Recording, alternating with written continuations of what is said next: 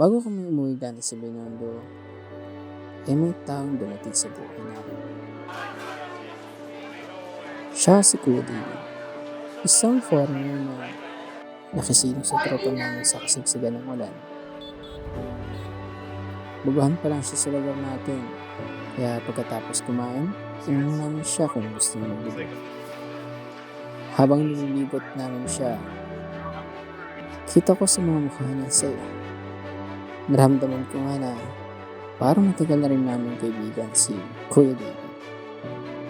Hindi ko alam, pero sobrang comfortable namin sa isa't isa.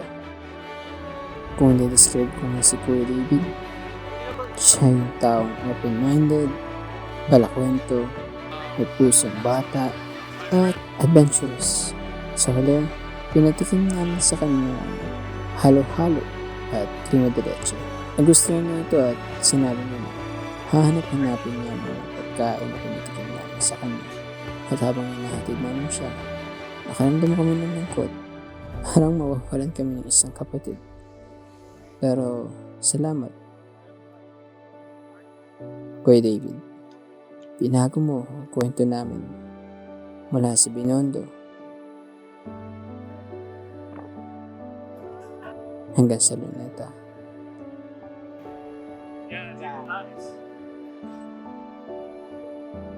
Bye, Kuya David. Oh, bye. See you later. Paalam.